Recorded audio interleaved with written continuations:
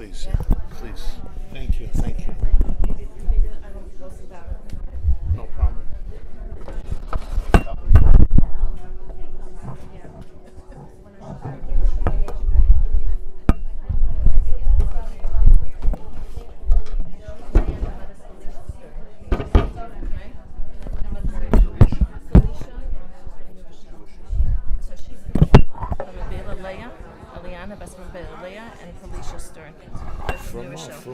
From it. Okay. What's it? Felicia is her English name. Yeah. How do you say the second name? Eliana.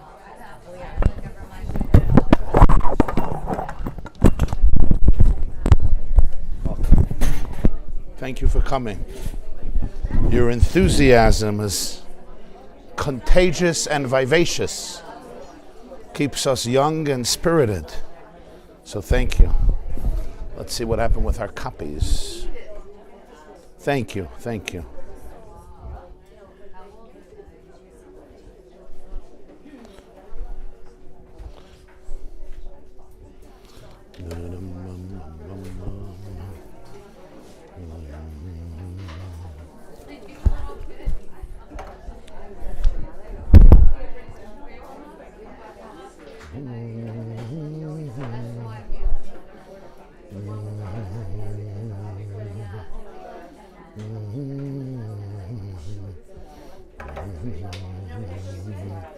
They're coming in the mamash.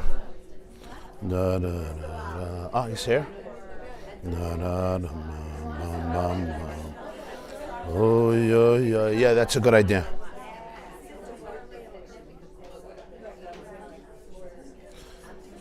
Okay, good morning, everybody. We'll begin with a kapitel Tehillim for our brothers and sisters in the Holy Land, and for all of the soldiers, and for all of their families, and all of the hostages, of course, and all of the wounded, and all of our people.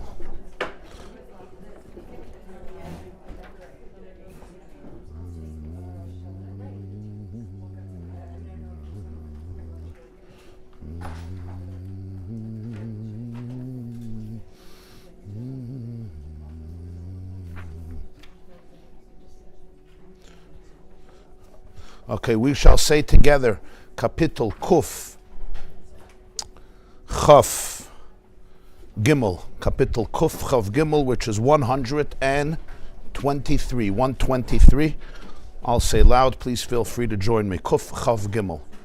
Shir Hamalois, Elecha Nasasias Einai Hayoshvi Bashamayim, Hine Chayei Avodim Al Yad Adonayim, Kiene Shivcha Al Yad Gvirta, Keinenu al Adinoi Eloheinu ad Chanenu Chanenu Adinoi Chanenu Kirav Savanuvuz Rabas Savala Navshenu Hala Agashananim Habuz Ligeeyoinim.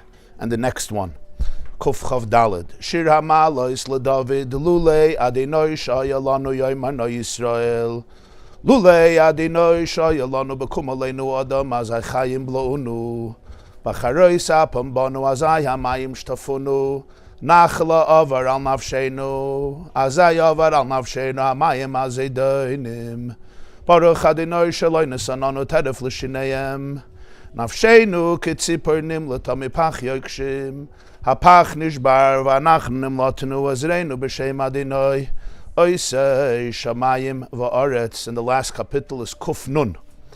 Kuf Nun, the last chapter of Tehillim. Hallelujah, hallelujah, El Bekotshai, hallelujah, Birkiya Uzai, hallelujah, Bigvuraisav, hallelujah, Kiroiv Gudloi, hallelujah, Beseika Shofar, hallelujah, Benevel V'Chinor, hallelujah, Besoif V'Machal, hallelujah, B'Minim V'Ugav, hallelujah, Betzoltzulei Shama, hallelujah, Betzoltzulei Sruah, Koil Aneshama, Hallelujah, Hallelujah.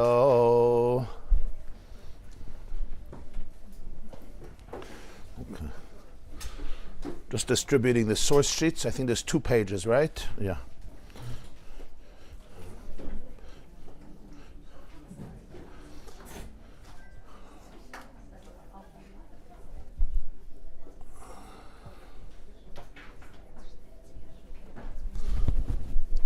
Okay, first of all, I want to welcome everybody who's here. Thank you for gracing us with your presence and joining us here physically. And I want to welcome everybody also who's here virtually, who's going to be here virtually.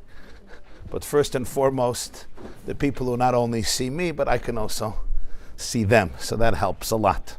I want to make a special welcome to a very special young woman who's gracing us here this morning from New Rochelle. She was also here last week, and that's Leah Stern, who is a walking Kiddush Hashem and a walking source of inspiration and hope and joy and faith and fortitude and resilience to so many. Leah has been in the hospital almost every day for the last 3 years because of a very excruciatingly painful wound to her head that happened a few years ago. And we're honored to have you here and that you're in our presence together with your mother and together with your friend. And thank you for bringing Leah. And thank you for being who you are, literally a true ambassador of hope, of love, of light, of fortitude, of faith, of trust, and an inspiration to so many. And I want to take the opportunity to wish you a complete and speedy recovery so that you could continue your amazing work and spread your light in the best of health and abundant of health. To you, Leah Eliana Bas Fruma Bela. And I want to welcome also everybody else and thank you so much for coming, because your being here really adds tremendous light and inspiration to me and to all of us and to all of those who are listening. So thank you very, very much.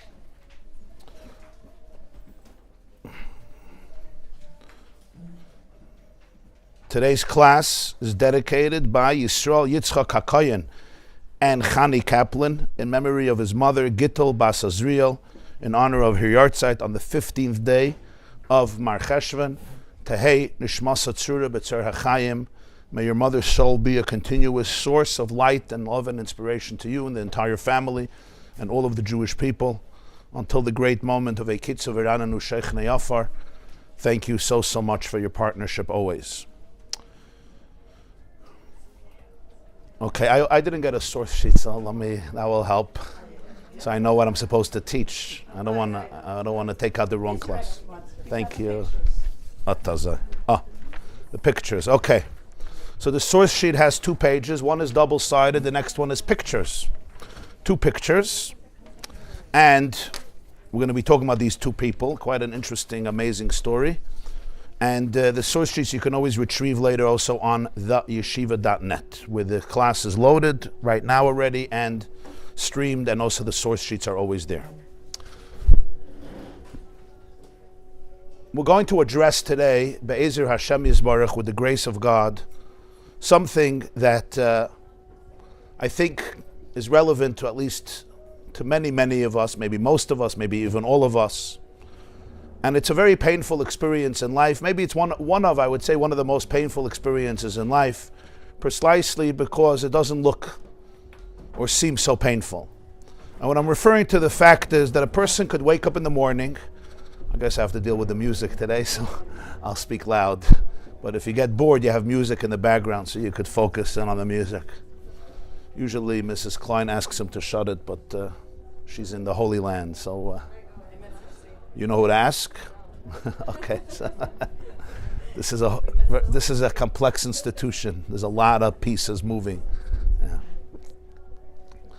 There's an African American holy brother by the name of Junior, and he usually shuts it, but I don't see him. So,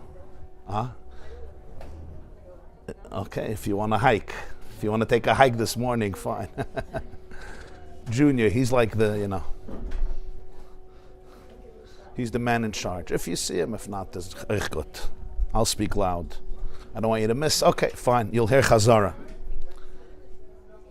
So I want to address today something that I think is very relevant to many of us. It's a painful point, and it's maybe one of the more painful things in life, specifically, as I said, because it's not so visibly lethal or devastating.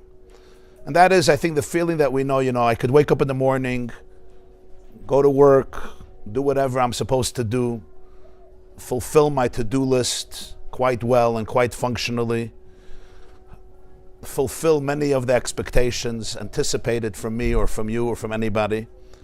But nonetheless, one can feel that inside something is not alive, something is lifeless. There's a certain numbness, a certain dissonance. It's like, yeah, I'm doing everything and I'm trying to do it even with zest and joy. But the person knows deep inside that there's a split, there's a lifelessness, there's an element of, going through the motions, and everybody here is a very responsible person, and especially mothers are extremely responsible people. They know how dependent young, vulnerable souls are on them. But even before motherhood, and even there's no after motherhood, but even as children grow up, people are responsible and highly responsible. But a person wants to feel fully alive, fully, as they say, in the zone, in the flow, feel connected, feel that my life is not just a to-do list. I get this done, and then I get this done, I get this done, I get this done, and I can tell myself, okay, I did what I had to do today, which can feel fine and validating, but ultimately there's an external component there.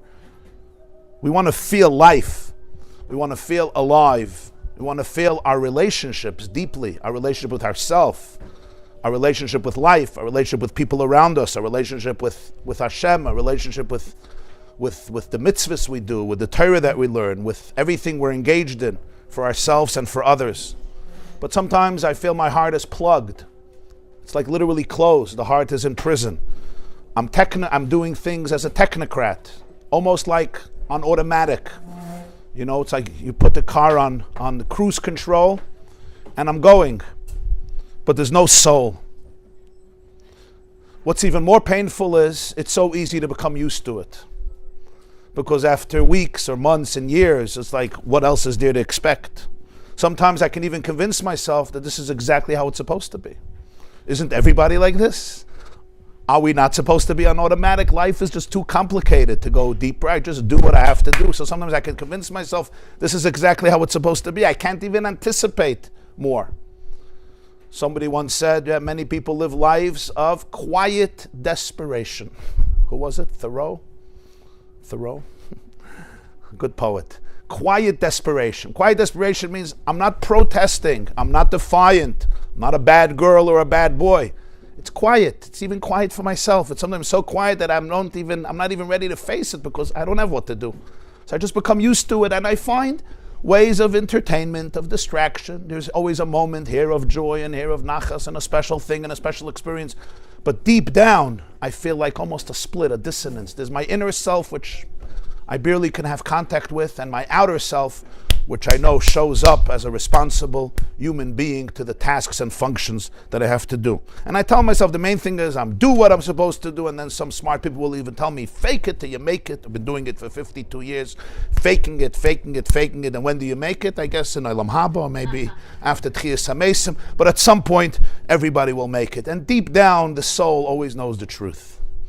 The person looking back at me in the mirror usually knows the truth. And deep down we know there's an anxiety there. There's something is off. And that's going to be the topic of today's class. Now, what we're going to see is how sometimes literally a change of one word in the Torah, an order of two words which should be in one order, and the order is changed, is not just a technical difference, but it can literally encapsulate an entire perspective on life.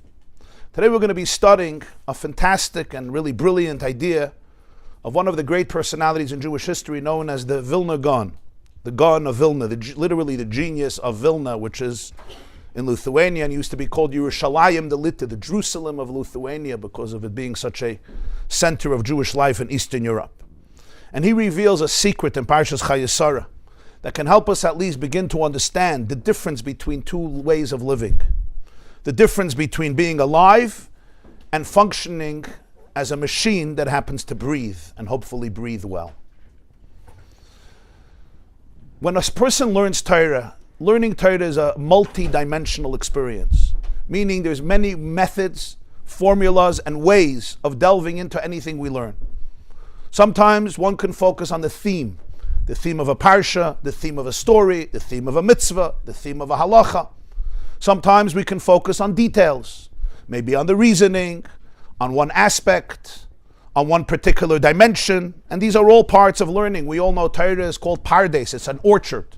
And when you go into the orchard, Pardes, there's Pei, Reish, Dalet, Samach, Pshat, Remez, Drush, Soid. There's the literal dimension. There's Remez, all the hints and the allusions, the homiletics. There's Drush, ways of expounding it and interconnecting it with other ideas. And then there's the Soid, the mystical, the esoteric, the Kabbalistic, the metaphysical, the spiritual, and all dimensions. The Arizal writes something unbelievable, that every pasuk, every verse in Torah, and every mitzvah in Torah, and literally every verse in Chumash, every sentence, has 600,000 different interpretations according to Pshat, another 600,000 according to Remez, another 600,000 according to Drush, and another 600,000 according to Soid. Questions or details that people don't even think about, because many of us are not accustomed to such nuanced thinking. One of the great minds who would explore these unnoticeable or inconspicuous aspects of Torah was the Gaon of Vilna. He lived, of course, in the 18th century, in the 1700s in Vilna. He's known as the Hagoin Rebbe Eliyahu. His actual name was Rebbe Eliyahu Kramer. Rebbe Eliyahu ber Reb Shlomo Zalman. His father's name was Shlomo Zalman Kramer. He was born in 1720, and he passed away Chalamayat Sukkos 1797. He wrote dozens and dozens and dozens of works, literally in every aspect of Judaism, most of it in Kabbalah, Jewish mysticism, but also in all aspects of halacha, and many commentaries on Chumash and on Tanakh. And today we're going to study one of his commentaries, one of the Vilna Gaon's commentaries. In order to appreciate it, we're going to go through the first few verses of Parshas Chayei Sara. Now, I cheated a little bit for you on your behalf because I'm such a good teacher. I cheated on your behalf. Really, I shouldn't have done it, but I did do it. And that is, we're supposed to read these psukim, and everybody's supposed to ask themselves the question, is there a redundancy that is quite strange? So again, I cheated on your behalf, but still, you'll afford yourself the ability to be able to examine this and see what is a strange redundancy that is repeated again and again and again and again and again in the opening section of Parshas Chayei Sara. You have it in the Hebrew and you have it in the English. The story context is very clear. Sara, the Torah begins, Sara lived for 127 years, and then she passed away in a city called Kiryas Arba, known as Chevron. Avram, her husband, comes to eulogize her and to weep for his soulmate, his partner who has passed on, and now it's time for a funeral and a burial. And the whole first section of Chayei Sara is Avram's negotiations with a tribe living in Chevron called the Bnei Ches, the children of Ches, that was the name of their tribe, and particularly a very important person there named Ephraim, who owned a parcel of land that Avram Avinu wanted to purchase as a burial plot for Sara. Okay. I'm going to read it fast. You can also follow in the English, because I want you to notice something extremely strange. Now, I know many people read this, and if I wouldn't make it bold, they wouldn't notice this strange element. But when we learn Torah, this is a very important to think in such nuance, because these nuances sometimes open up a world that is very profound. So if you see, it's Chayei Sara Perek Chav Gimel Pasuk Bais, that's Genesis chapter 3 verses 2. The first pasuk speaks about Sarah's life and her passing. And then Vatama Sara B'Kiryas Arba Chevron Beretz Canaan, Avram comes to eulogize her. Pasuk Gimel. Vayakam Avram al Pnei Mesa Vaydaber el Bnei Ches Leimer. Avram stands up from his death. Avram rises, so to speak, from the person who passed away, and he speaks to the Bnei Ches. Here comes verse 4, Pasuk Dalet. He says to them as follows. You could see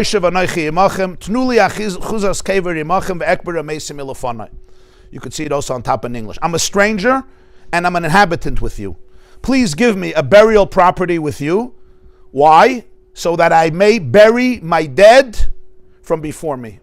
So he's explaining what he needs. He has somebody who's deceased, his wife, Sara, and I want to bury her. Okay. The next pasuk, they answer him. Vayanu b'nei ches Avram lemer, vav shma'enu adoni, nisi Elohim ata b'sechenu b'mifchar kvarenu kvaris meisach ishumen eskibel yichlam cham kvar meisach. Listen to us. And they say, our master, you're a prince of God in our midst. In the choicest of graves, bury your dead. Nobody here will withhold his grave from you to bury your dead. So Avram now bows down to the children of Ches. And he says in Pasuk Ches,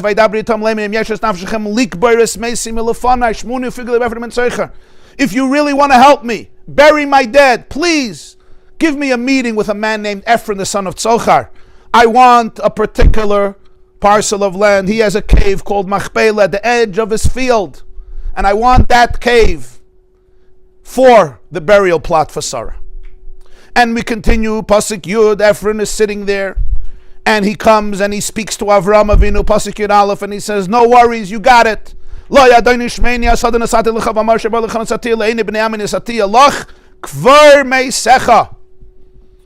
I'm giving you the field, I'm giving you the cave in front of everybody, bury your dead. Avram Avinu bows down again, and in Pasuk Yud Gimel he says, no, I want to pay. Nosati kesef asad kach b'meni ve'ekbira es meisi shama, so I could bury my dead. And Ephron says, okay, if you want to pay, the price is Eretz Arba Me'ah Shekel Kesef, Pasuk Tesvav, 400 shekel of silver, Beni Ben Chamai, what's the big deal? Vesmeis Chakvar, and your dead bury. So you have here in the span of 11 psukim, 7 times the word burying my dead. 7 times. I made it each time bold, both in the English and in the Hebrew. So take a look. Each one bold, you see it's more dark, the letters. The first one is in Pasuk Dalet, which I understand. Give me a plot of land, ve'ekbir amesi, so I can bury my dead. I get it. Now they answer him. And they say, b'mifcha kvarenu kvares meisecha, go bury your dead. And in the same Pasuk, nobody's going to stop you, mikvar meisecha, from burying your dead. That's number 3. In Pasuk Ches, we have number 4. He says, if you really want to help me, likperes meisi, to bury my dead. We got it. Then I need to meet Ephron. So we have number 4. And then in Pasuk Yud Aleph, he says, oh, I have given you the field, I've given you the cave, kvar meisecha, bury your dead. Okay, Ephron, we got it. Not enough. Avram said, I want to pay. Pasuk Yud Gimel, ve'ekberes meisi. Number 6, I'm going to bury my dead. Okay. And number 7, he finally says, here is the money, and now, ve'esmeis chakvar, your dead bury. Now you would expect in a span of 11 psukim, you may want to use this expression once, maybe twice, maybe when he asks for it and they respond, that would make sense. But at this point, it's very clear what he's looking for. It almost looks like every time the Torah could put in the word bury the dead, put it in. In fact, in one pasuk, it's twice in the same pasuk. If you'll see in pasuk Vav, Shma'enu Adoni Nesia Lekim Ata B'Sechenu B'Mifchar Kvarenu Kvares Meisecha. Take the choicest of graves to bury your dead. Nobody will withhold their graves from burying your dead. Because it said nobody will withhold your grave. Again, in the same pasuk, twice. 7 times. That's one issue. But there's one more issue in these 7 times. Anybody sees one more issue? This I didn't cheat for you. Take a look at the 7 times. 7 times exactly the same expression, right? Ve'ekbir meisi, kvares meisecha, mikvar meisecha, likbares meisi, kvar meisecha, ve'ekbir meisi, vesmeischa kvar. 7 times. Very good. The first 6 times, it's one order, and the 7th time, the order changes. You see? Take a look at the first 6 times. What does it say? Ve'ekbir meisi, I'll bury my dead. Kvares meisecha, bury your dead. Kvar meisecha, bury your dead. Likbares meisi, bury my dead. Kvar meisecha, bury your dead. Ekbares meisi, I'll bury my dead. The last one, es meischa kvar, and you're dead, bury. The order changes. The 7th time.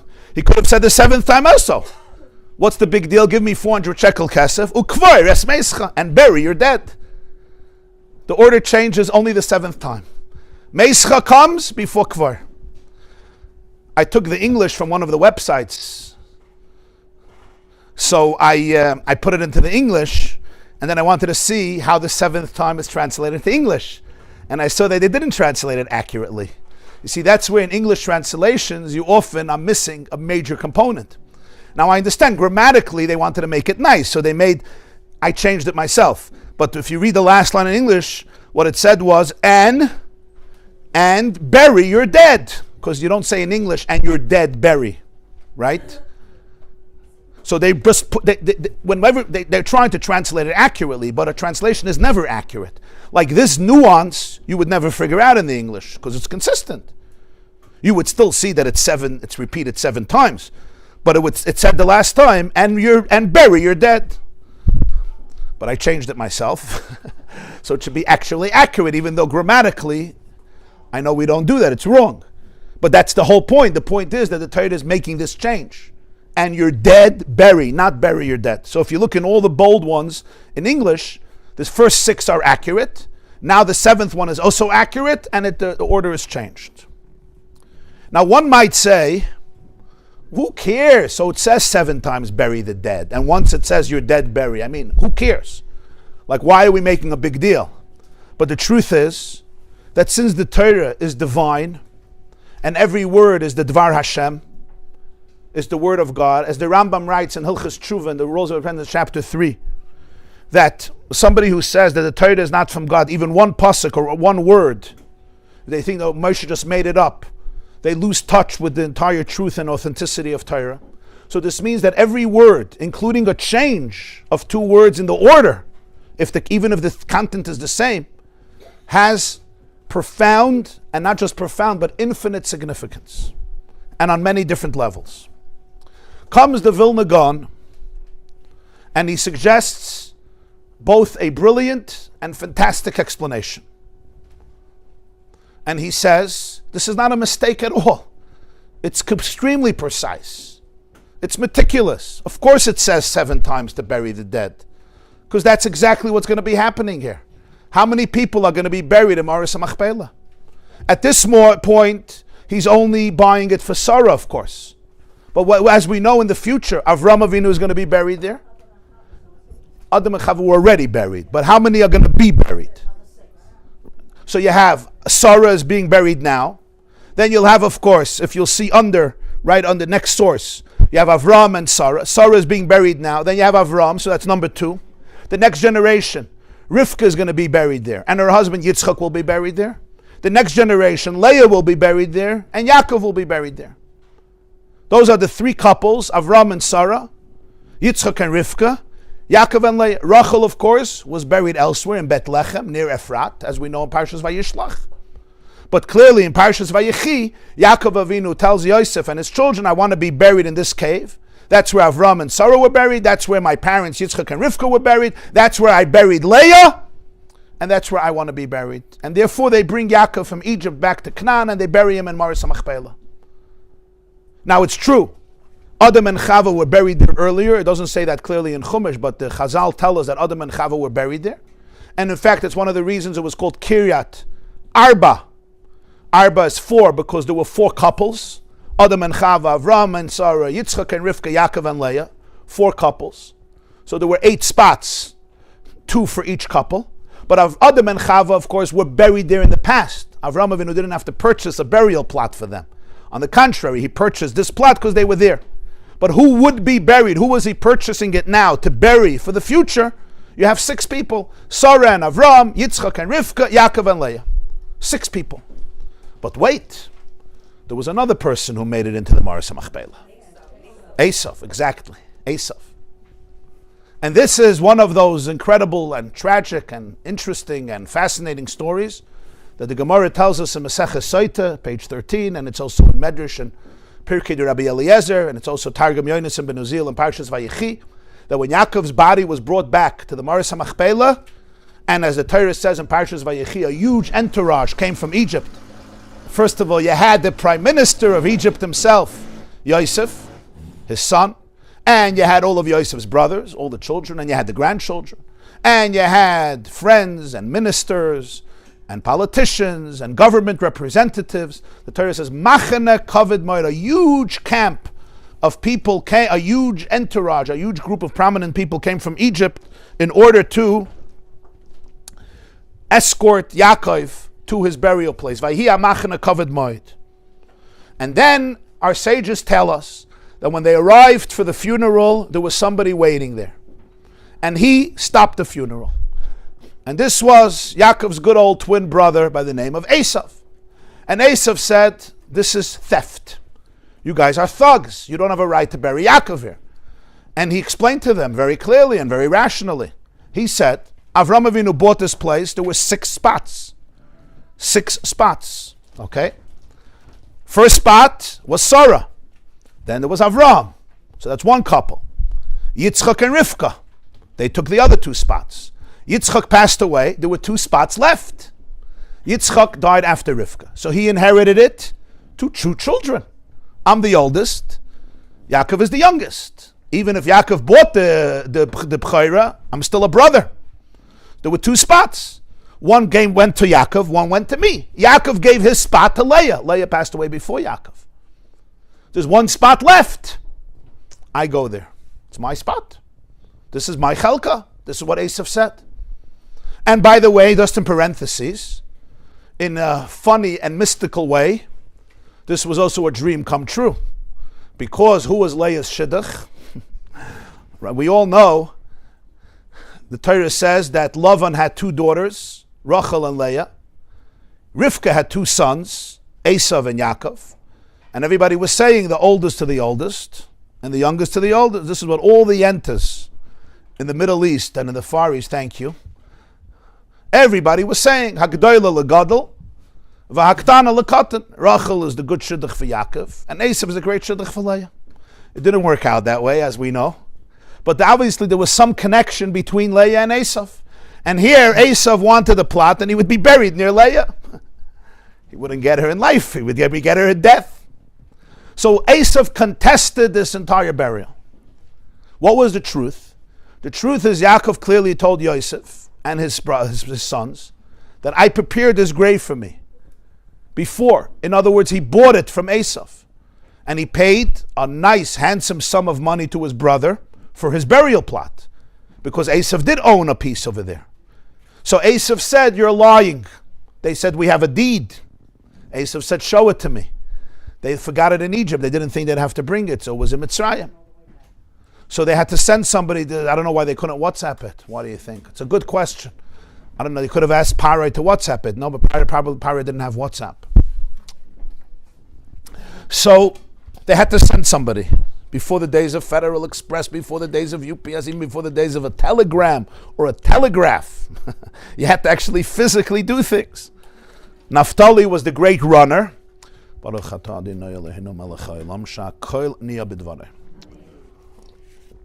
Naphtali was the great runner. Naphtali ayala shlucha, so they sent Naphtali to Egypt to go bring the deed. What happens now? Yaakov's body lay there. There's nothing to do. They have to wait for Naphtali to come back to Egypt. It's not a fast hike to Egypt. It's an hour flight, and he was running. So this would be a long, long delay. Yaakov had a grandson, his only grandson from Dan. Dan had a son whose name was Chushim. Chushim was deaf, and according to Pirkei Rebbe Lezer, he was also mute. He was both deaf and mute. And he doesn't understand what's happening. He just sees this whole delay. So he tries to ask, and how he asked it exactly, I don't know if he could get out a few words or it had to be done through sign language or another way, but he asks what is happening here, because he doesn't know. He didn't hear the whole debate going on. He didn't hear Esau screaming, "You a bunch of ganovim, you a bunch of gazlanim." So they tell him what's going on. They communicate to him in whatever way they communicated to him that Esau does not allow Yaakov to be buried because he contests the sale, and he says that we are all thieves and that Yaakov himself is a thief, and this is Esau's real final revenge against Yaakov.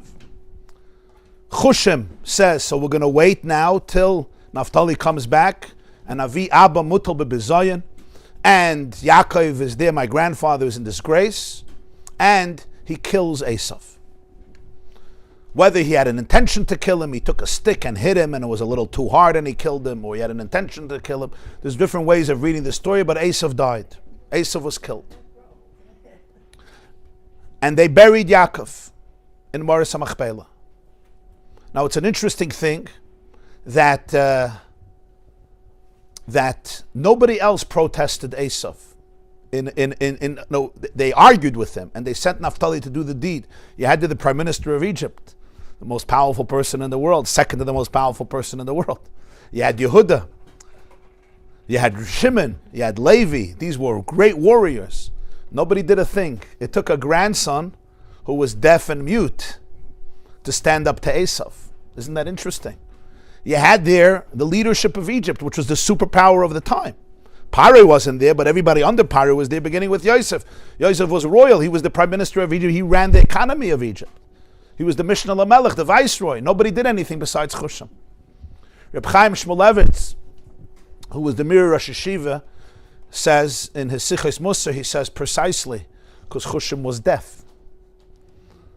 Chusham was deaf. In other words, the other brothers, as powerful they were, they all became part of the debate. There's two sides. There's Esau's side, there's our side. So they're all debating back and forth. You're right, I'm right, you're right, I'm right. Da, da, da, da, da, da, da, da, da, da. So even though they of course knew Esau was wrong, but they became part, they became entangled, they became enmeshed in this debate. Because Chusham was deaf, so he could just see the stark reality.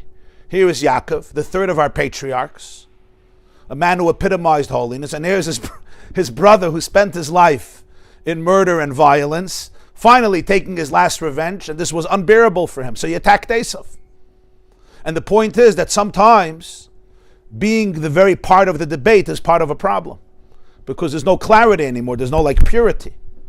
So the bottom line is Esau is killed. What happened with Esau's body? So let's take a look in the next source. Targum Yonasan ben Uziel, Parshas Vayechi, Nun Yud Gimel. This is the third source. Vahaveresha de Esau Misgalgal. The head of Esau rolled ad the ol legoy Marta, and it went into the cave.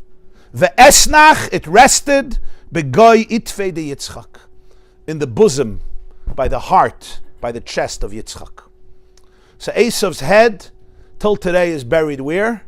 Right by Yitzchak, right by his father. The father who loved his son so dearly, wanted to bless him. It says, Vayev Yitzchak es Esau, and at the end, those two are together.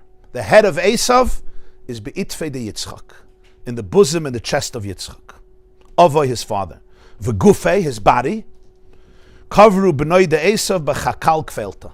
And the body, his son, Esau's son, buried in the field near the Moras HaMachpelah.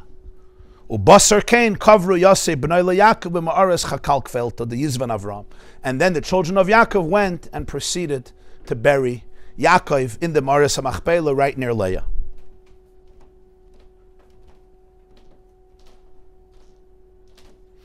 If this is the case, says the Vilna Gaon, everything is perfect.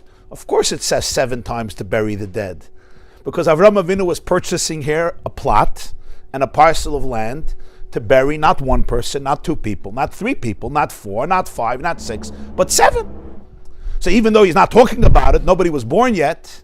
I mean, Yitzchak was born, but you didn't have, of course, Yaakov and Leah and Rachel and Esau. I mean, all that wasn't, even those who were born, it wasn't yet part of the story. Even Avram Avinu was still alive.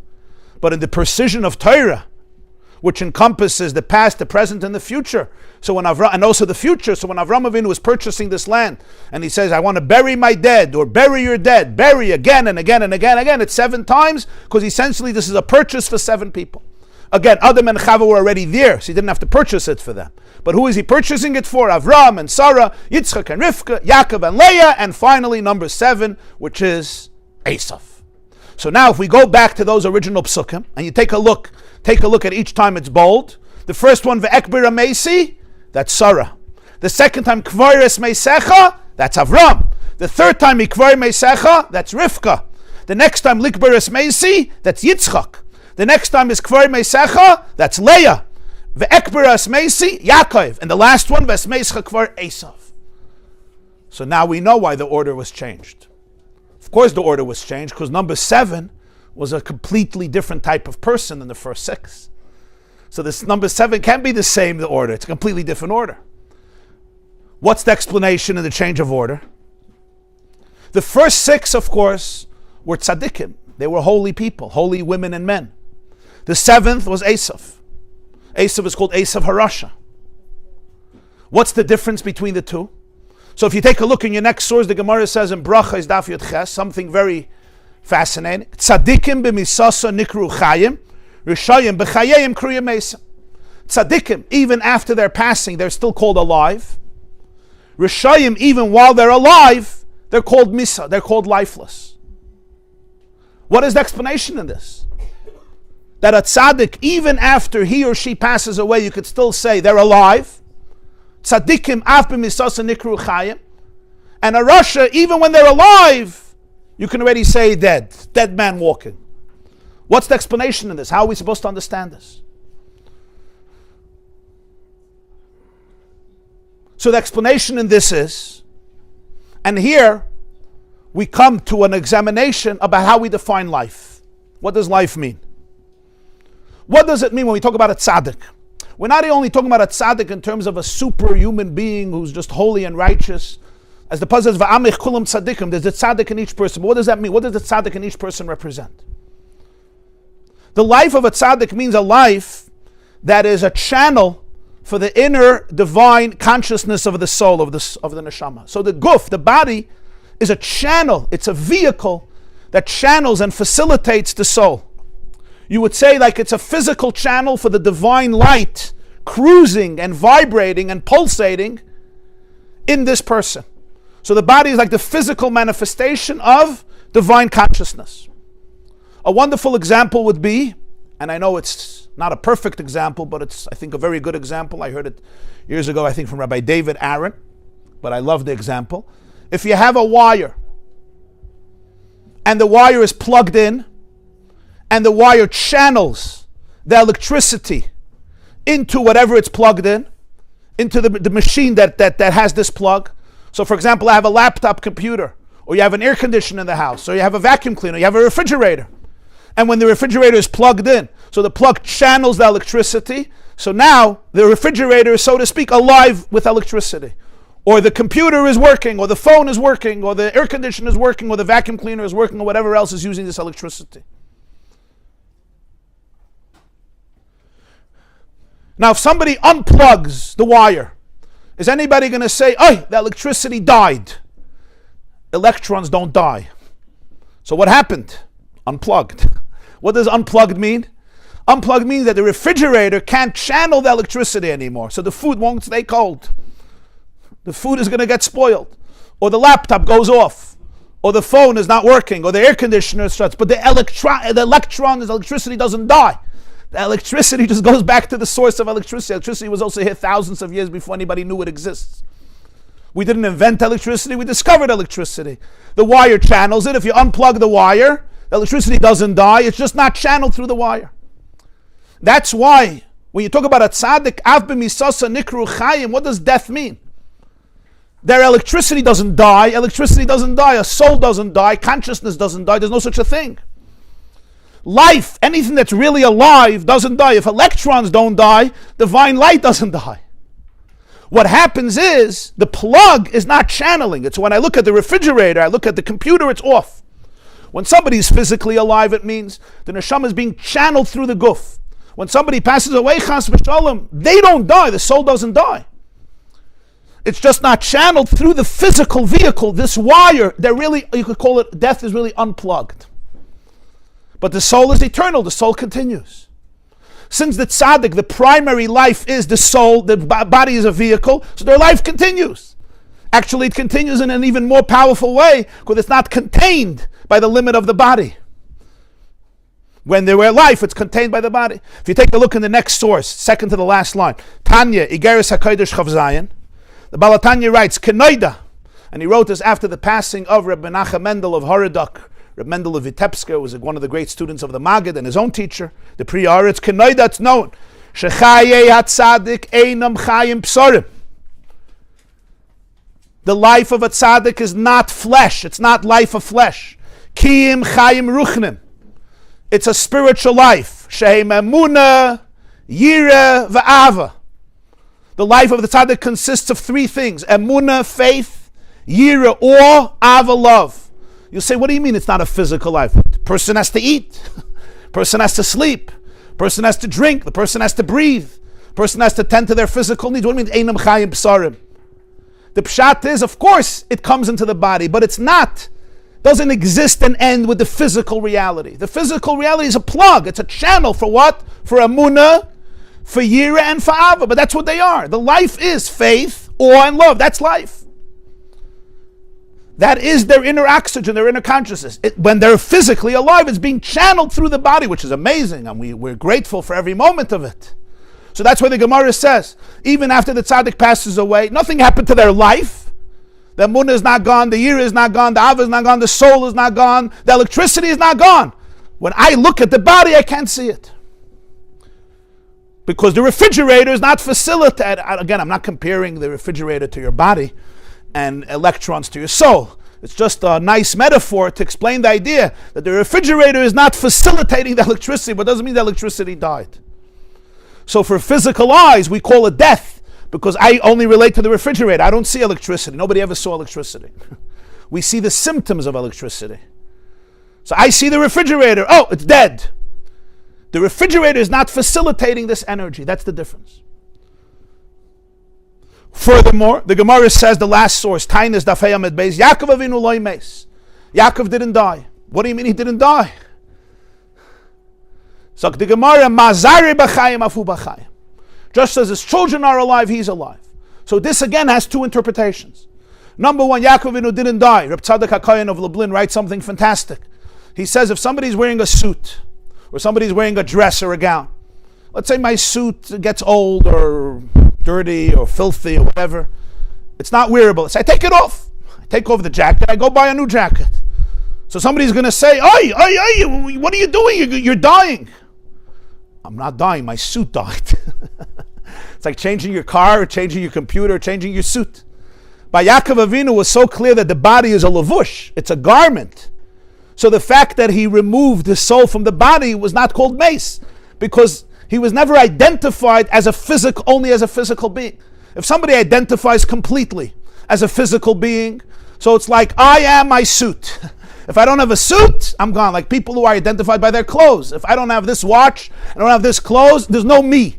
But that's a joke. It's like the Chelim story. You know the Chelim story? There was once a Jew from Chelim, and he was on a train. And he had to get off at 4 o'clock in the morning at a stop to go home to Chelim. So he asked the conductor to wake him up at 4 in the morning, so he should be able to get off a few minutes later at the stop. And he went to sleep. It was a long journey on the train. So he took off his clothes and he went to sleep. Near him there was a Russian general who also went to sleep. The conductor wakes up the Jew from Chelim, and it's pitch dark in the cabin, so he doesn't realize, and instead of putting on his own clothes, he put on the clothes of the Russian general. So he's dressed to kill, a real charmant. He comes home. His wife looks at him and says, Yankel, you went crazy? He says, what happened? Look in the mirror. He looks in the mirror and he sees this very handsome Russian general, decorated. So he says, I always knew that the Russian conductors are stupid and morons. She says, what happened? He says, he woke up the Russian general instead of me. So it's a Chelim story, but it's also sometimes a true story. Am I identifying with my garments, or am I identifying with me? But garments, it doesn't only mean my suit. I know that I'm not my suit. It's also not the best suit in the world. Maybe if it was the best suit in the world. We all understand that intellectually. But how many parts of me that are cover-ups, that are layers, that become part of me, and I internalize, and this becomes me? The tzaddik means somebody who always knows who they are. They are a manifestation of emunah, yira, and ava in the body, through the body. So never get stuck and entangled with alien garments. So loy meis. So death means they transition from one lavush into another lavush, into another garment, or no garment at all. The soul is without any garments. So the physical eye can't relate to it. But because the physical eye needs to see the electricity being channeled through a refrigerator, through a laptop. I could see laptops and refrigerators and vacuum cleaners and air conditioners. Our physical eyes can't see souls. They can't even see atoms. So you want them to see souls. Our eyes can't even see an atom. Never mind a subatomic particle, an electron. So now you wanted to see a soul which is divine. What is more, the second point is, Mazare b'chayim afu b'chayim. Yaakov, like every tzaddik, leaves people, children or disciples or other people that remain impacted by their life and their faith and their love and their awe and their values. And as a result of that, their life continues concretely through the people that they have touched and inspired for generations. When somebody passes away, their power ceases, but their influence often begins. I don't have to tell you, there's people in history, they passed away at a certain point. Physically, their lives ended. In terms of influence, sometimes it's the exact opposite. There's more influence afterwards than before. You could still feel their presence, their soul, their values, their ideals, their love, their emunah, their yirah, their ava, because it pulsates in people who are alive in their hearts and in their actions. Now we go to the opposite. What's the Russia? Even when he's alive, he's also dead. Why? I understand when he's dead, he's dead. Why is he dead when he's alive? That's not fair. He's breathing, he's functioning. How could you say there's Chaim ad b'chayim kriyam esim? The pshat is as follows. Here we come to the dissonance in life. When a person is not fully manifesting their inner core, their inner source of energy, they still need to live. So I'm breathing, but I'm running from one distraction to another distraction to another distraction. And that's the question. Is life a series of distractions? Very good ones, sophisticated ones. Some of them are fun. Some of them are even interesting and exciting. But it's essentially a distraction. How do you know? You tune into your body and you ask it. How present are you? How joyfully present? The body does not lie. Maybe my body is used to addiction and used to binging and used to being unhealthy. But if in a place of stillness and silence, the person experiences, am I in the flow of life or am I distracting myself from life? And that's the question a person has to ask. Am I running from one distraction to another one, to another one, to another one, to another one? And this may be a great survival mechanism because a person needs to live and needs to have some content and some theme. But essentially, I just find distraction after distraction after distraction. And we see what our protectors do is, if I don't have a distraction, it makes me so miserable. I once heard from Dr. Twersky, all of us shall remember that Rabbi Avram Yeshua Heschel Twersky, Dr. Abraham Twersky from Pittsburgh. He was a psychiatrist, an addiction specialist. He wrote like 70 books on addiction and self-confidence.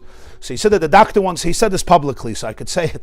The doctor said that he needs to go and take a bath. He needs to go to a spa and go into a hot bath. Fine. So he went into the spa, he made an appointment, beautiful room with music and gewaldic, and he goes in, and when you go into very hot water, the first 30 seconds, it's like a thrilling experience, it's geschmack. And he goes in there, and it's beautiful, and after 30 seconds, he asks the attendant if he can have a newspaper. He says, no. You have to be in the bath for a half an hour without anything. So give me a book. He says, before the days of phones, you're not allowed to have a phone, you're not allowed to have a book. So he says, for the first 3 minutes, it was gewaldic. After 3 minutes, it was torture. Like, give me a newspaper, give me something. And then he said, after a few minutes, I asked myself, what's torture? What's torture? You have you. And he said, and then I realized how bored I am with myself. I realized how uninteresting I am to me. I realized how I always need somebody else to stimulate me, to make me feel like an interesting person. So if I'm reading an interesting article, I can argue with the article, I can agree with the article, I can hate the writer. My blood can boil about what an anti-Semite this writer is. When you read these articles, Jews run from one article to another article to another article, and then we find one guy who doesn't think the Jews belong in the gas chambers. His name is Douglas, what's his name? Douglas Murray, and we're all excited because there's one guy who doesn't think we should all die. Mazel tov. So, and I realize now I need a book, now I have to write a book, now I have to write another book, I have to write another book. So sometimes these distractions are not destructive. I'm not going to drink, I'm not going to clubs. They're very subtle. I'm writing a book. He says, I'm going this one is maybe giving classes, this one is doing amazing things. But deep down, they're running away. They're just running away. It's very hard to live in stillness because stillness is where life happens. And the question is, how much am I ready to face life? But that's what life is. Life is dveikus. Life is intimacy. Life is exclusivity and intimacy right here, right now, at this moment. And it's hard. We speak about stillness, we speak about presence, but try, you'll see it's not so simple.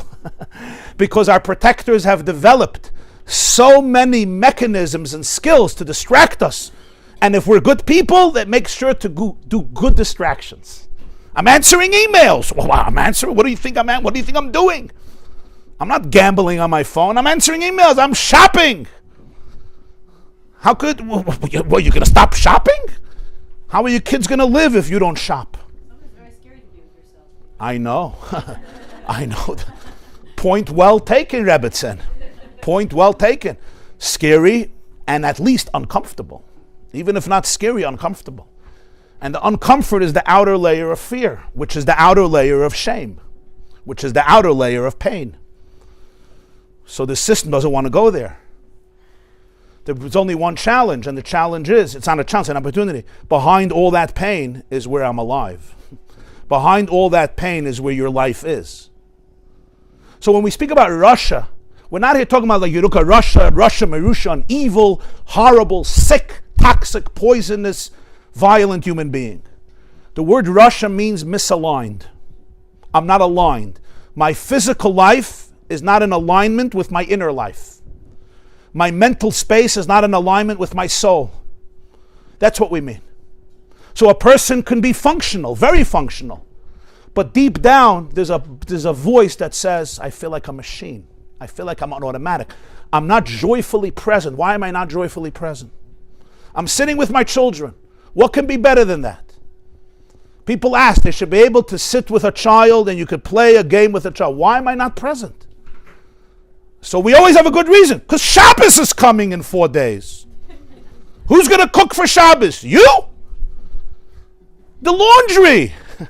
The laundry wasn't done. So it's so interesting. The whole reason we're doing laundry and we're cooking for Shabbos and we're making dinner and we're making everything is for our children. But now I can actually be with my child. No, who has time for that? I have to cook.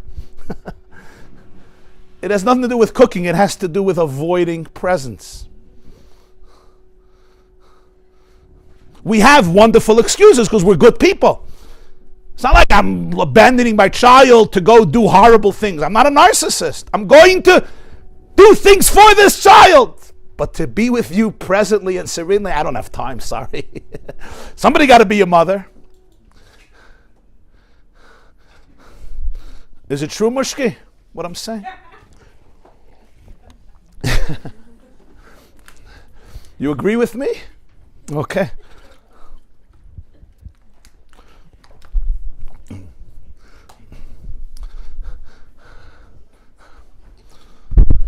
Last night, spontaneously, it was already late at night. My son had to go to sleep. He's a younger boy. And he picked up the football. So I just had a voice and he said, so I lifted up my hand, so you should throw the football to me. So he seized the opportunity, he threw it to me. So we started this whole catch. I happened to have had last night quite a few responsibilities that I had to do. So of course, within 30 seconds, there was a voice like, oh, this is what you're going to do now? You're going to now catch footballs? Like that's the purpose of existence, right? Of course, the computer is always the purpose of existence. The computer represents the divine himself, but a football is like, what am I, a peasant? Like the computer, that's where the glory of life is, always in the computer or on the phone. But like a real child with like a ball, like what's that? And I can watch these voices. And I understood this is exactly what klipa, this is exactly what the shells look like. This is what it means, the part that wants to deprive somebody from being alive. Because deep down you'll ask any father or mother, what do you care about more than anything?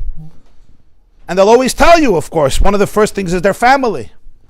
But when they actually have an opportunity for that, there's always something more vital, more urgent. And it's not because they're not sincere. It's because our protectors know how to come in and create a dissonance between the inner core and the outer, and it's very hard to stay with the inner core because there's a lot of shame that comes up. And we have good words for it. Oh, it's laziness. Laziness is a wonderful term to make sure you don't sit with yourself. What am I, lazy? It's the hardest thing to do, to be with yourself. It's one of the hardest things to do. Try davening and taking all thoughts out of your mind, just being in the presence with your soul and your Creator. That's called avodas Hashem. Well, I have nothing to do? Now you'll say it's very nice to talk about this, but yeah, we're very busy people. I get it. I know we're very busy people. The question is, to quote somebody, am I busy living or am I busy dying? There's two types of busyness. There was a fellow, a French naturalist, very interesting fellow. He won the Nobel Prize in the early 1900s.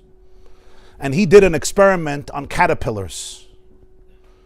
The name eludes me now, but it's you could look it up. He did an experiment on processionary caterpillars. I don't know how many of you in camp during sports or whatever you did in the afternoon got so bored, so you went to the forest and watched caterpillars. But those who did, you did. If you like insects, you like reptiles, you like animals, you spend time. So in camp, it's a very good way to distract yourself from color war and bunk competition and this trip and that trip and this hike and that hike. You spend time with frogs, caterpillars, lizards and grasshoppers, and you study them. Maybe you even make a career and you win a Nobel Prize. Well, this is what this guy did. And caterpillars, I don't know if you know, but they follow each other like a choo-choo train. You can have 300 or 200 caterpillars in procession, one after the other. There's always a leader looking for food. That's what caterpillars do. That's what humans do. There's always a leader looking for food. And that was a joke. And everybody is following the caterpillar because they all want food. So you can have hundreds of caterpillars literally in a procession. The head of one is by the legs of the other one, and they just follow each other, mamish, like a train, like a choo-choo train in an amusement park. What did he do? He wanted to see something. How deep is this gene to follow? So he took, anybody has a cup? Is that empty? That's fine. ADHD kicks in. So he took a flower pot. Okay, just imagine with me, it's a flower pot. I know it's not, but for visual purposes. And he overturned the flower pot. And he took these caterpillars and he put them on the rim of the flower pot. So now they're in a circle. They're doing hakafas. So there's no leader because they're all following each other. He takes caterpillar food and he puts it in the middle of the flower pot. What does he want to see? Which caterpillar is going to tear itself away from the procession and go search for food? And it was a big flower pot, but it was just, I don't know if it was 1 foot or a half a foot, but it wasn't far. It was the middle of the flower pot. Maybe 2 feet. There was a huge flower pot. And they're on the rim. There's no leader because they're following each other, but they don't know that. And he's waiting. And his experiment, every single one of them died from starvation, dehydration, and exhaustion. Wow.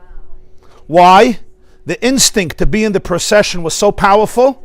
The instinct to follow was so powerful that they deprived themselves. They abandoned the food that was right there. And they could sense it. They could smell it easily.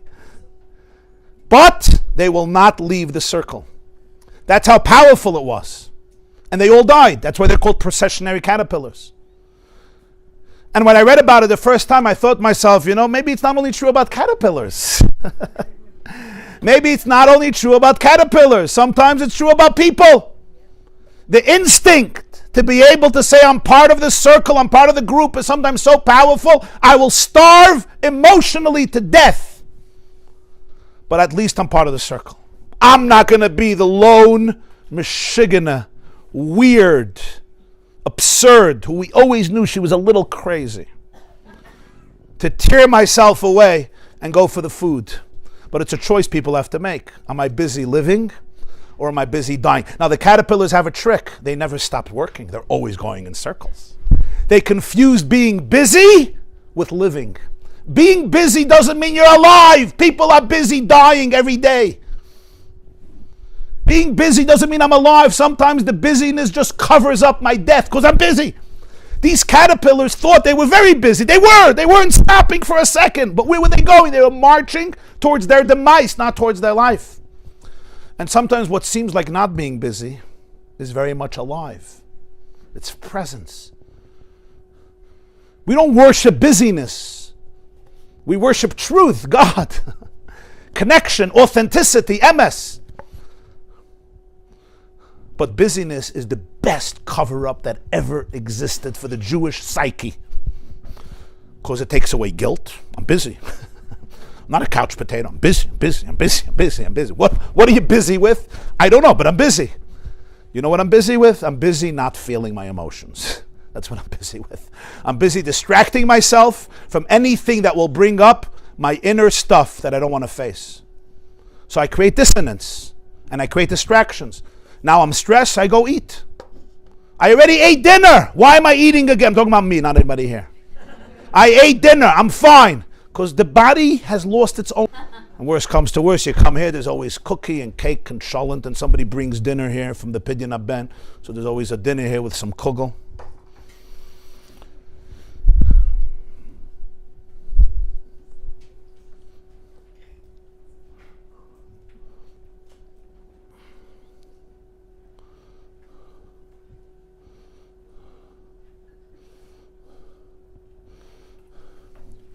I once visited Madame Tussauds in London.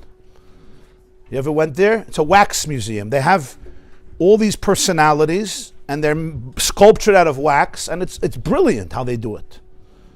In fact, I had a teacher once, he's already in the next world, and he was a brilliant absent-minded fellow. So the joke they used to say about him, he was a pretty big smoker those days. So the joke they used to say about him that he once went to this museum and he was looking for a match because he had a cigarette, and he went over to Churchill, who's holding a cigar, and he asked him for a match. You look at this wax museum, and the people look so real. Like, I want to go over to Churchill and start talking to him. Like, I want to thank him for what he stood up to Hitler, As a Jew, I want to thank Churchill, the only leader in Europe in 1940 who stood up to Hitler. And I want to go over to Churchill, but I see he's made out of wax. Oh, I guess it's not Churchill. Sometimes we replicate our real self into a counterfeit self, which looks perfect, and the whole world sees, oh wow. In fact, sometimes the dead man or woman walking is more functional than the living one. Because a machine is always functional. Artificial intelligence never needs vacation. The wax personality can work because I'm on automatic pilot. There's no emotions. So sometimes, and you'll forgive me for saying it so bluntly, when you look at yourself or you see somebody and they seem so functional, it's because they're so dysfunctional. It's true. I'm not saying that nobody should be functional and everybody should just be dysfunctional, and that would be amazing. That's not my point. My point is sometimes functionality is the greatest cover-up for dysfunctionality. I'm a control freak. I have everything planned before. I know exactly what's going to happen. Nothing surprises me in this world. But I'm a pure control freak. Like I said yesterday to the men in shir, it's like a chick that decides to live in an eggshell for the rest of its life. Because it's safe, and it's small, and it's narrow, and it knows what to expect. And then it deludes itself that there's no world outside of the eggshell. Chicks don't do that. After 21 days, they come out because they know it's time to get out of the shell. We often don't do that. We live in that klipa forever. So that's the idea. When a person is disaligned, I can be very functional. A machine is more functional than anybody. Artificial intelligence doesn't need vacation. You know that? They don't get paid, nothing. I'm a chaya. Robots, much better. Only one problem. They're lifeless. So sometimes we become so functional to cover up for our lifelessness. But how do you know it's happening? Because there's an emptiness that sets in. There's a dissonance. There's something off. A person knows it. The soul is crying. And it's very, very hard to reevaluate myself from that place. I'll be vulnerable now. How does being connected look? The person would be clear. That's a beautiful question. Yeah. How do you go on even? That's a beautiful question. So I'll just tell you something. I once visited Rabbi Adin Steinsaltz. What does feeling connected look like? You know what not feeling connected looks like, don't you? We all do. We all do. Nobody ever asked that question. What does not feeling connected look like? Everybody knows. Well, we all know. What does feeling connected look like? Right. That's for sure, no question. But there's certain, I think, features that have at least similarities. I was once visiting Rabbi Adin Steinsaltz. You heard of Rabbi Adin Steinsaltz, Rabbi Adin Even Yisroel. I visited his home in Jerusalem. I came to consult with him. I was in Israel. I don't know, 20 or 25 years ago. I was beginning to lecture a lot then around the whole world. And I asked him advice. And he told me words that I won't forget. He was a very funny and brilliant, and also he could be very sarcastic.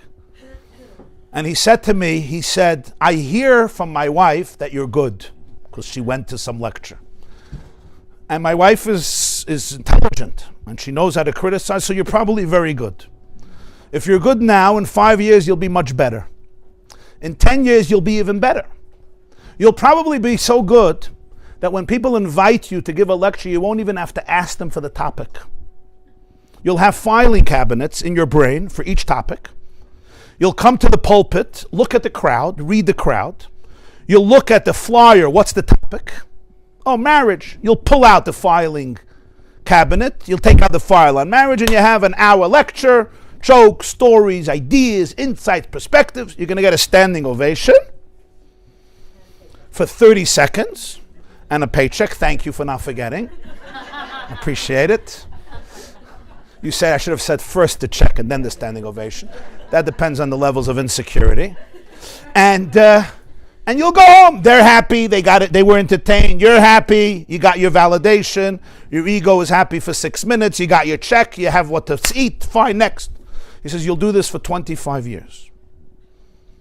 And then he says, Very good. Very good.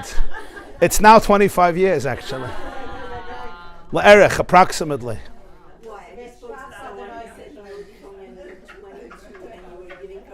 Yeah, but that was saying over from the Rebbe. This is, So, and then he says, now I'm going to give you my prediction.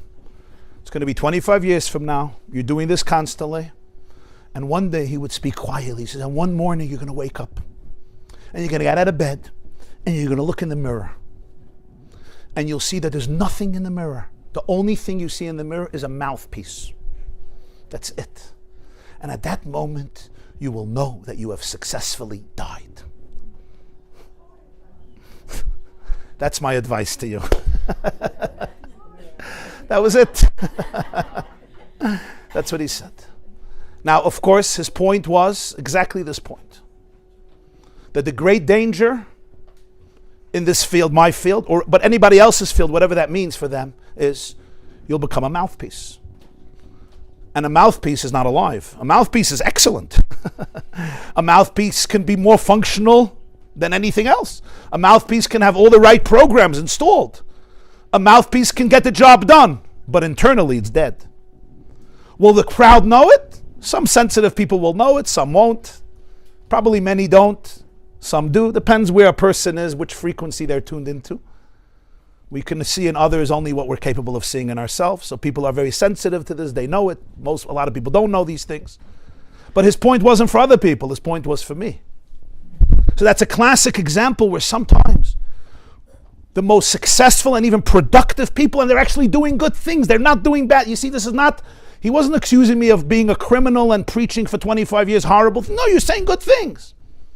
But you're not saying that. There's a disconnect from life, and it becomes torturous. It becomes torturous to live that way. I know in my own life, when there's dissonance, sometimes I have to show up, but it's torturous. It's torturous because there's a split.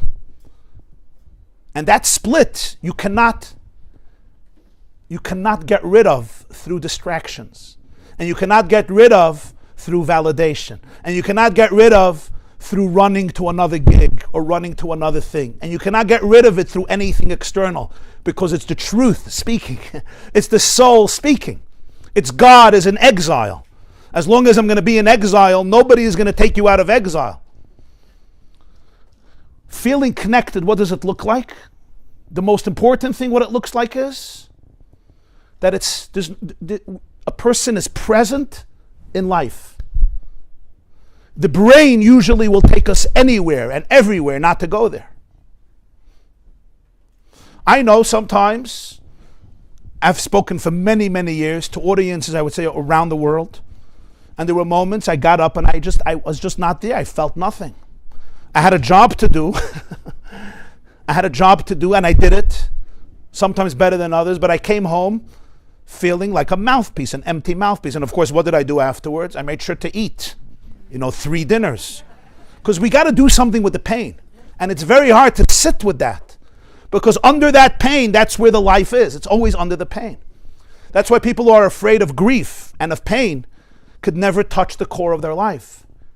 Because there's no way of healing my wounds if I'm not ready to feel the pain. But pain is painful, it's not dangerous. It's painful, it's not dangerous. But the protector says it's dangerous. Don't go there. Much easier to eat. It's much easier to find another distraction. So this one is doing this one is doing that. It happens to be that some people's distractions could be more productive than other people's distractions, but it does not mean it's not a distraction.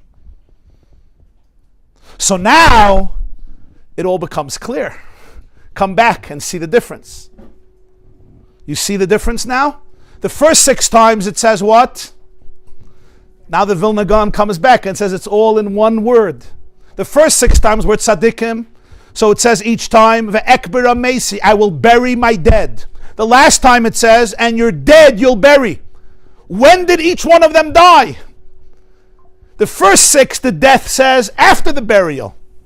The 7th one, the death is before the burial. Before he was dead, he was dead. You didn't have to bury him for him to be dead.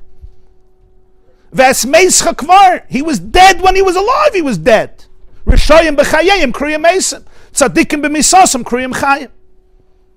Now you'll ask a gewaldige question. So why does it say by the first 6 even the word mace? It says ve'ekber amesi, ve'ekber amesi. I will bury my dead. At some point they do die. It's true that they die after the burial, okay. But you just said tzaddikim are alive, so it doesn't work. So the Vilna Gaon says, I'll tell you why. Take a look at the next source, turn over your sheet, turn over your page. The Gemara says in Shabbos, Daf Kuf Nun Beis Amid Beis, speaks there about a man named Rabbi Chayei. And Rabbi Chayei was in the grave, he died. And one of the sages encountered him. It's a whole long story there, that he was still alive. So he turned to him, Amalei, said, I don't understand. I know you're a tzaddik. I know a tzaddik may not die, but haksiv afer ata lofer tashuv. God told Adam, you are dust and you're going to return to the dust. How is his body was whole, it was not decomposed. Some bodies remain completely complete, very unique, but sometimes the guf completely complete. But it says, God said, you're going to go back to earth. That is 1 hour before Tchiyas HaMesa. Meaning 1 hour before the resurrection of the dead, even the biggest tzaddik goes back to dust so that he can also be renewed and recreated. So the Vilna Gaon says, now you'll understand. Bury your dead. The dead is 1 hour before Tchiyas HaMesa. Ve'ekber esmesi. But when it comes to Esau, it's the exact opposite. When it comes to Esau, it's esmeischa kvar. Why esmeischa kvar? Because, as we said, some people don't need to be physically alive to live, and some people don't need to be physically dead to die. They don't have to. So therefore by Esau it says, esmeischa kvar. You're dead buried, because already before there was a concept of Misa, because there was a dissonance in his life, and this was the tragedy of Esau. And now we'll see, where is he buried? By Yitzchak. Which part is buried by Yitzchak? His head.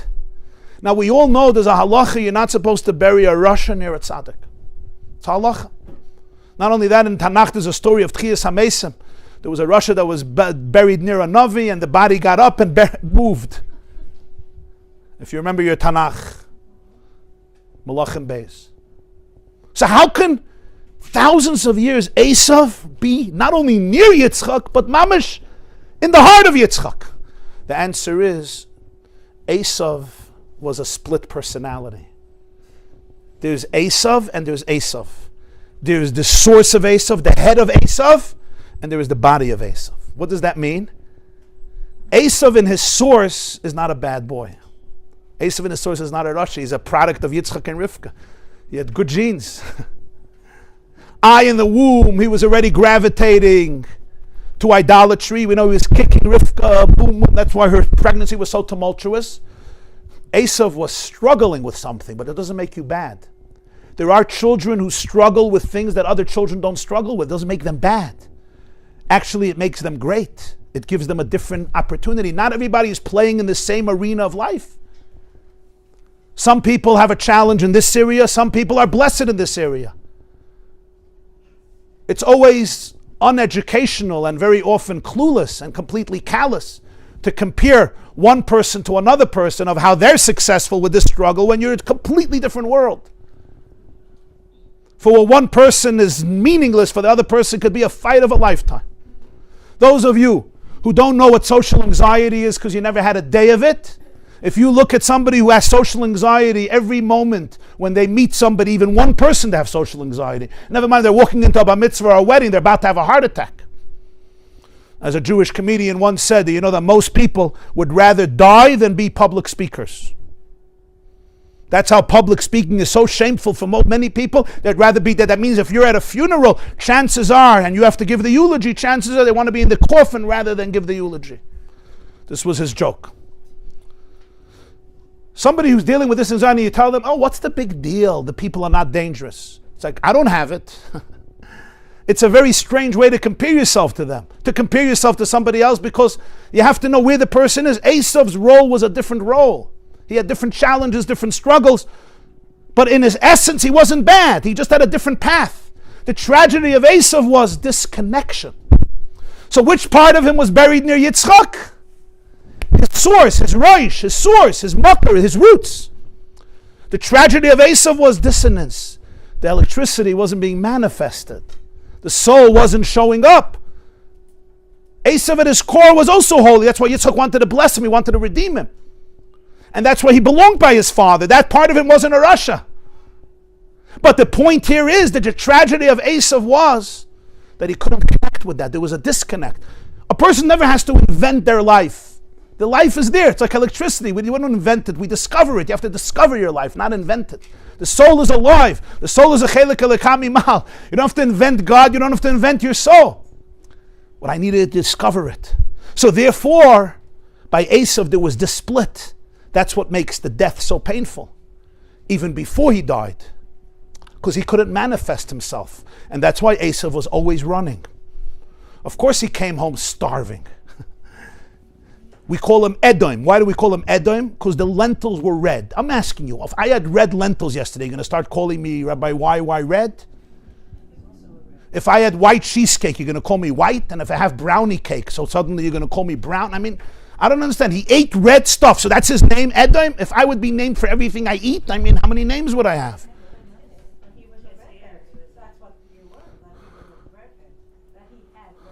Al Kain Kara Shmoy Edom.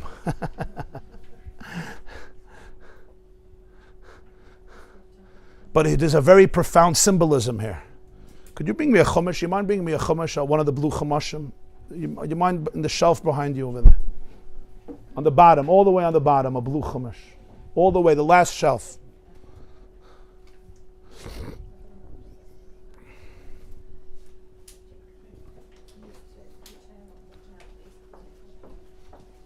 Toda rabah, toda rabah.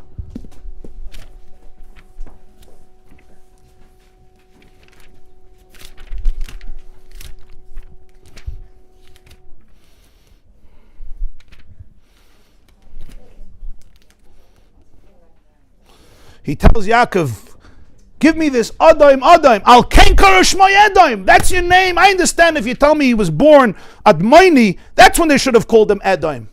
Not when he was born, when he asked Esau for this lentil soup. And that's why they call him a name, because he ate something. But you see, there's a very profound message here. My identity becomes my distraction. Yes, my name becomes whatever I'm doing now. Because I'm not in touch with myself. I don't even know, like, what's for me, what's not for me. I have no boundaries. So what I eat, okay, this is me. Another distraction, this is me, this is me. This becomes my name. Al Kain Karish my Edom. The name is not a reflection of my core. The name is just a reflection of whatever attracted my attention right at this moment. And here we finally come to a beautiful Chassidish word from the Imrei Chaim of Vishnitz. The Imrei Chaim, for the Vishnitzer women who are here, and those who are not will also enjoy it. The Chaim Meirel of Vishnitz, the Chaim Meirel Hager. They call him the Imrei Chaim. His name was Reb Chaim Meir. Meir. Okay. Chaim Meir. Reb Chaim Meir. So he says, Ves meischa kvar is also a commandment. And in Yiddish he said, Ves meischa kvar bagrab dein Teutkeit. Bury your deadness. Your deadness you need to bury. Extricate your life and bury your deadness. We all have a part of us that can be deadly. It's deadness. It's a dead part. Just like you have dead skin. What often happens is, I give that life. That's what I hold on to. Says Vesmeisaka, you have to be able to say, I get you, I understand you. This is my dead part, but now I really want you to remain put and not control my life. And bring out your life, bring out your vitality. So Vesmeisaka Kvar is also a commandment. This part of me, mace, it's there. We all have it. We struggle with it. We deal with it. But kvar, when it starts showing up and it wants to hijack, wants to disassociate me from me, it wants to literally create death, emotional death. It literally, you're feeling, you're going into disassociation, you're going into numbness, you're going into detachment. There's always a reason. I don't want to feel pain. This fight, this flight, this freeze, dorsal, this fawn, whatever it is, but all these different responses of the amygdala to danger, it's all a form of deadness. But from deadness breeds deadness. And that's the reason why we see something so fascinating, and that is, what is the last animamin of Judaism? Tchias HaMesim. What's the faith of the ultimate reward? Resurrection of the dead. Why is that so important? Why is that the ultimate reward? Because that's one of the biggest schar mitzvah. Because that's one of the biggest avodas of a person. Not just resurrection of the dead in the future, resurrection of the dead now. Because to live with a locked heart and a dead heart is far more painful than any pain you'll ever experience in your heart. It's a choice that a person has to make. I heard this once from an incredible woman. And she said, I would rather experience any pain that my heart needs to experience rather than experience a dead heart that has no experience. Because our heart was made to feel, our body was made to process, our souls are real. There is a life energy that we all carry, and it's unmistakably yours. And it's not by following the other caterpillar, because that other caterpillar has his life or its life. I can learn from caterpillars, I can enjoy other caterpillars, but I can't die just to be in a circle of caterpillars. And that's a very, very real reality. And as a result of that, we don't want to substitute the pain of having a heart that feels with a much worse pain, which is dead. So when our ultimate reward is Tchias HaMesim, it's because one of our biggest work in this world is to resurrect and bring to life the life that exists by going into the flow and opening myself up to the truth. That my insecurity and my guilt and my doubts and my shame and my blame and all of that are distractions. They're legitimate, they're normal, they're human, we all deal with them. But Tchias HaMesim is the daily avodah of saying, I want to go into the flow of infinite life, the life of Hashem, which we say every morning is Chai La'ad, V'kayam lanetzach. Have a beautiful and vivacious week.